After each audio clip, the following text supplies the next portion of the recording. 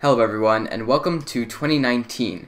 We're going to kick it off strong with another episode of the Q&A series, so let's get into some questions. First up from GTS Cuber, when do you think the next world record is going to be, and what event do you think it's going to be on? I think the next world record could be set this month, probably this month, maybe next month, but I think the events that are most likely to be broken are probably 4 blind and 5 blind, because Stanley Chappell is just killing it at those events. I know he's second in the world for 4 blind, but it's only by 1 second. I think he can definitely break that world record, and the 5x5 blind world record is definitely going to be going under 3 minutes soon, and I think Stanley has a ton of potential in those events to get really amazing results pretty soon. Alternatively, I think Max could be breaking 6x6 and 7x7 world records soon. He just broke the 7x7 world record, so maybe not that one. But 6x6 hasn't been broken in a while, so possibly 6x6. So this is also from my last Q&A. Cubing Encoded said that I copied his hoodie. Yeah, so Cubing Encoded also had the same hoodie as I had on in that video.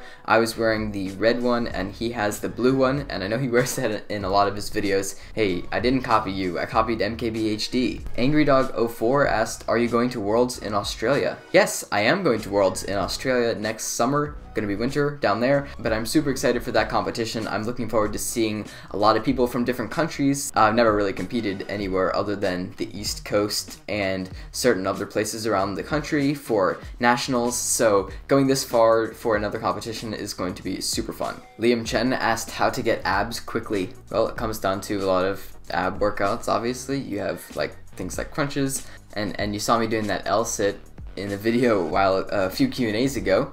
That'll definitely help, or you could just slap a 2x2x3 onto your stomach. Piggledy asked, many cubers have less time for the hobby as they grow older and start studying more heavily and or getting jobs. What will be the place of cubing in your life 20 years from now if you had to take a wild guess? I'd like to keep cubing my whole life. I think that would be awesome. I hope I don't lose interest, because right now I'm really obsessed, obviously. I don't really want to lose that passion, so I'm hoping that I'll still be cubing, and who knows where the WCA will be in 20 years. Hopefully still active, hopefully there will still be competitions.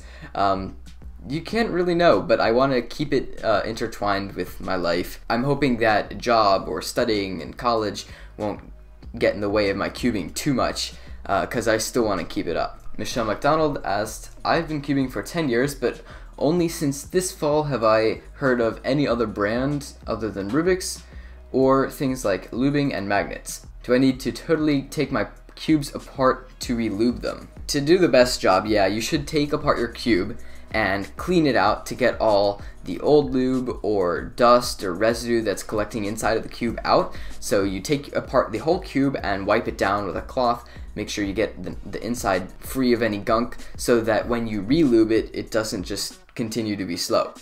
You want the lube to make contact with the pieces instead of contact with dust.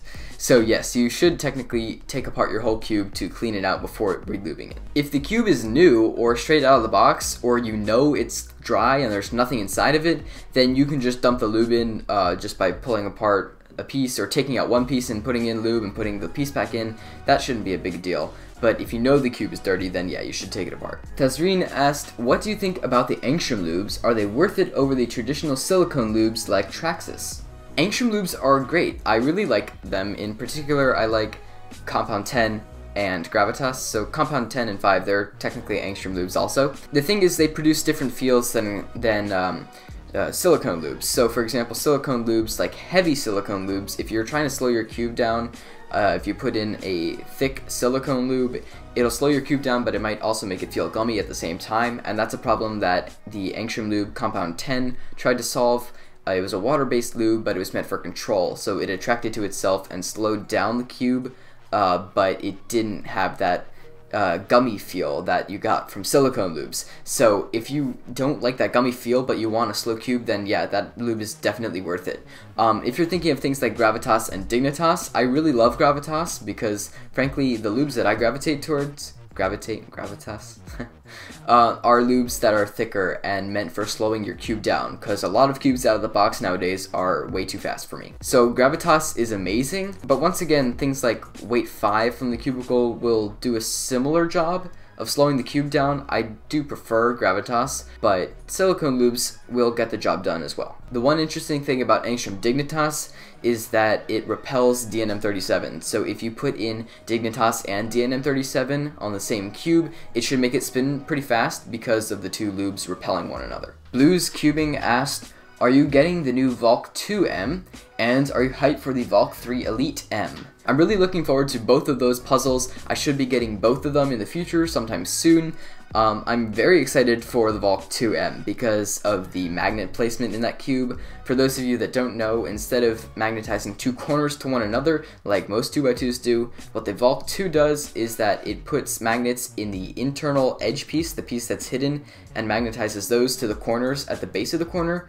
And so I'm not sure how that'll affect the feel, but apparently it's pretty nice. So they magnetize it like edge to corners, like in a 3x3, instead of corner to corner, like most other 2x2s. I haven't heard too much about the Volk 3 Elite, other than that it's pretty good, but of course Chi would say that. So I don't really know. I'm assuming it'll be a step up from the power, and I'm really looking forward to that cube as well. Braxton Winters asked, how can I get sub 2 or maybe even sub 130 on 5x5? What hardware would be important for this? If you're trying to hit that sub 2 minute mark still, then I would definitely recommend getting a fairly modern 5x5. You can get budget cubes like the MF5. I really like that one personally, and I think there are some other ones. I believe the Cloud is good, but I don't have one personally. Only budget 5x5 that I can personally vouch for is the MF5, because I've tried it and I really like it actually. If you're willing to pay a bit more, the Wushuang is still amazing. You don't necessarily need the magnetic one, but the stock Wushuang is still really good, and I would recommend it in stickerless, but that's just my personal preference. Sub 130, I've hit it just by using reduction, frankly. As long as you're using free slice with your reduction, then you should be hitting that average pretty easily. If you want to learn specific tips and tricks, definitely go watch Kevin Hayes' videos on 5x5 tips and tricks. He has some really good 5x5 centers tips and tricks, and good videos about last 4 edges on 5x5. Those are really important to watch. Last up from Ollie3, do people ever ask you for your signature at competitions? If so, how much, and do you find it annoying? I think the fact that it happens so rarely makes it enjoyable rather than annoying. I think it's kind of fun to sign things. It makes me feel honored that people want my signature. So it doesn't happen too often, but I have had people come up to me and ask me to either sign a cube or sign one of their stack mats. So that's actually fairly enjoyable. I'm not telling you come up and sign my stuff, but if you want to, feel free. It won't annoy me. Alright, so those are all the questions I have for Q&A number 11. Once again, if you want to have your question answered in the next episode of the Q&A, go ahead and ask it in the comments below, and if I pick your question, it'll be featured in the next Q&A episode coming out on February 1st, 2019. So that's about all I have for this video. Thanks for watching, guys.